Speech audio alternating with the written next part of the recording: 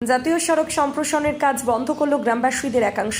তাদের দাবি, স্কুলের নিকট আন্ডারপাস না হয়ে অনেকটা দূরে হচ্ছে সেই আন্ডারপাস। ঘটনার জেরে পূর্ব বর্ধমানের গলসির পুরসাতে বন্ধ রয়েছে জাতীয় সড়ক সম্প্রসারণের কাজ। আজ সকালে গ্রামবাসীদের একাংশ বিক্ষোভ দেখিয়ে কাজ বন্ধ করে দেয়। খবর পেয়ে ঘটনাস্থলে আসে গলসি থানার পুলিশ ও জাতীয় সড়ক কর্তৃপক্ষ। গ্রামবাসীদের অভিযোগ, পুরসা হাই স্কুল সন্নিকটে জাতীয় সড়কের উপর আন্ডারপাস করার কথা ছিল। এখন তারা জানতে পারে সেটা স্কুল থেকে অনেকটা দূরে সরে যাচ্ছে, যার ফলে অসুবিধায় পড়তে হবে স্কুলে আসা পড়ুয়া সহ গ্রামের এক প্রান্তের বাসিন্দাদের। স্থানীয় বাসিন্দা মজনু মণ্ডল আন্ডারপাস ছাড়াও তিনি জানিয়েছেন, জাতীয় সড়কের পাশে গ্রামের সুবিধার্থে নালাটি যাতে জাতীয় সড়ক কর্তৃপক্ষ পরিষ্কার রাখে সেই ব্যবস্থাও করতে হবে, তা না হলে বৃষ্টি হলে গ্রামের মধ্যে জল জমে যাবার আশঙ্কা করছেন তিনি। এখন আমরা শুনে নেব বিস্তারিত নিয়ে স্থানীয়রা কি বলছেন। অভিযোগ আছে বলতে, প্রথমে পঞ্চায়েতের ডিপার্টমেন্টে যারা ছিল, এনএইচের আন্ডারপাসের ব্যাপারে গ্রামের যে পরিস্থিতি ছিল, থানায় বসে ডিএম, বিডিও ম্যাডাম, গ্রামের 16 আনা মসজিদ কমিটির সব রকম মানুষ থেকে থানায় বসে একটা ফয়সালা হয়েছিল আলোচনায়, যে 3টে আন্ডারপাস হবে। হাই স্কুল মোড়ে একটা, মাঝেপুলে একটা, আর ডিবিসি মোড়ে একটা, এরকম একটা আলোচনা ফাইনাল হয়েছিল। কিন্তু দেখা যাচ্ছে কাজ চালুর পরে দেখা যাচ্ছে কোনো সেরকম বোঝা যাচ্ছে না যে কোথায় আন্ডারপাস হবে, কোথায় কিভাবে কি কাজ হবে। এর মধ্যে ধরানো ছিল যে ড্রেনটা পরিষ্কার আগে হবে, গ্রামের ড্রেনটা, কিন্তু সেটা না করে দেখছি আগে রোডের ড্রেনটা আগে হচ্ছে। এটা আমরা ভাবতে পারছি যে এই কাজগুলো কী ধরনের, এই ধরনের কথা তো আমাদের আগে হয়ে থাকেনি। তার জন্য দেখা গেল যে এটার মধ্যে প্রতিবাদ না করলে তো একটা জায়গাটা আলাদা হয়ে যাচ্ছে, সাধারণ মানুষের অসুবিধা হবে। যেটা কথা হইলো সেই কথা অনুযায়ী কোনো কিছু বুঝতে পারছি না আমরা। তার জন্য আজকে আমরা আন্দোলন করে জায়গাটা আমরা ধরলাম, যে কাজ কোথায় কি সঠিক হচ্ছে আমরা দেখব। আমাদের যে ড্রয়িং করা ছিল সেই ড্রয়িং আমরা বুঝতে পারছি না, তার জন্য আমরা সেই জায়গায় আজকে আমরা নেমে দেখতে চাইলাম।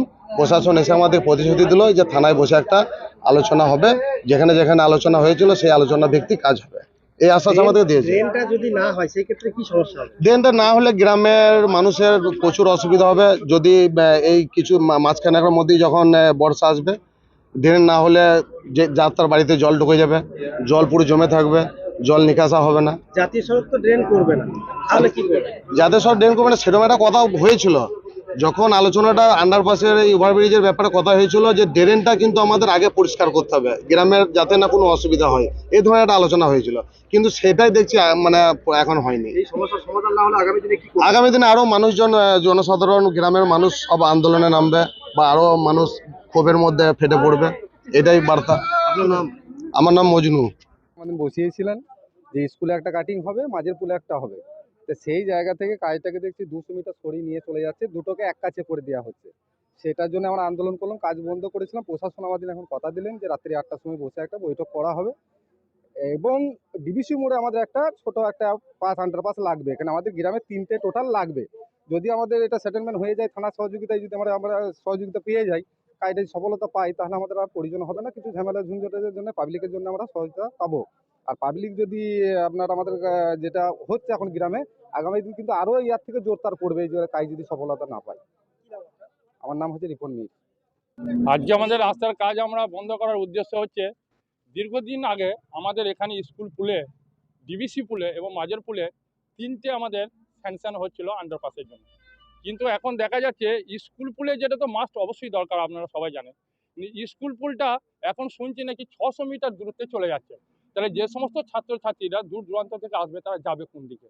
এটা আমাদের একটা সমস্যা। এবং ডিবিসি পুলে ওইদিকে ধরুন মাদ্রাসা আছে, আর মাঝের পুলটা তো আপনারা নিশ্চয়ই বুঝতে পারছেন, এটা জমজমাট, এটা আমাদের বাজার। অতএব ওইটার জন্য আমাদের 3টে আবেদন আছে। 1 স্কুল পুল, 2 মনে করুন মাঝের পুল, আর 3 আমাদের ডিবিসি পুল।